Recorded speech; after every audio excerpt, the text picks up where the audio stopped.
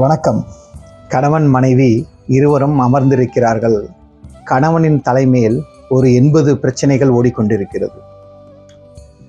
கணவன் கொஞ்சம் சோகம் கலந்த புன்னகையுடன், எப்படியா இருந்தாலும் நாம் இதை வென்று விடலாம், நமக்கு அருமையான துணைவி இருக்கிறார் என்று சிந்தித்து கொண்டு அமர்ந்திருக்கிறார். மனைவிக்கு ஒரு 20 பிரச்சனைகள் ஓடிக்கொண்டிருக்கிறது. 80-20 மாட்டிக்கூடம் போட்டுக்கொள்ளுங்கள், அது பிரச்சனை இல்லை. அந்த 20 பிரச்சனை கொண்ட மனைவி தனியாக சிந்தித்து, என்ன எனக்கு 20 பிரச்சனைகள் இருக்கிறது என்று அவரும் ஒரு சோகம் கலந்த ஒரு வாழ்க்கையை வாழ்கிறார்.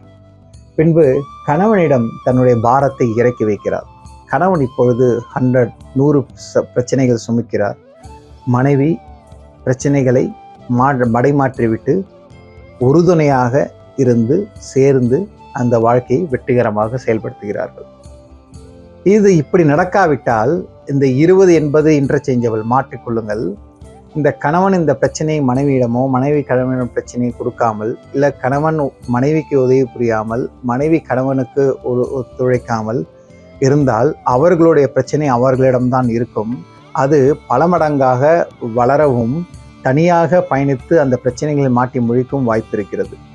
எப்பொழுது உங்களுக்கு ஒரு துணை கிடைத்து விட்டதோ, 20 பிரச்சனைகள் என்ன, 100 பிரச்சனைகள் என்ன, நமக்கு ஒரு கம்பெனி இருந்தால் எந்த பிரச்சனையும் எப்படி வேணால் சமாளிக்கலாம். ஆனால் அதற்கு சரியான தோல் தேவை, சரியான ஒரு அரவணைப்பு தேவை. அதை மட்டும் நாம் புரிந்து கொண்டால், பிரச்சனையை தீர்ப்பது மட்டும் நம்முடைய குறிக்கோள் அல்ல, அந்த பிரச்சனைகளின் நடுவே நம் வாழ்க்கையை வாழ்வதும் நம்முடைய குறிக்கோளாக மாற்றிக்கொண்டு ஒரு சந்தோஷமான ஒரு வாழ்க்கையை வாழலாம் என்று எனக்கு அந்த ஒரு நிகழ்விலிருந்து தெரிந்தது, உங்களிடம் பகிர்கிறேன். நன்றி.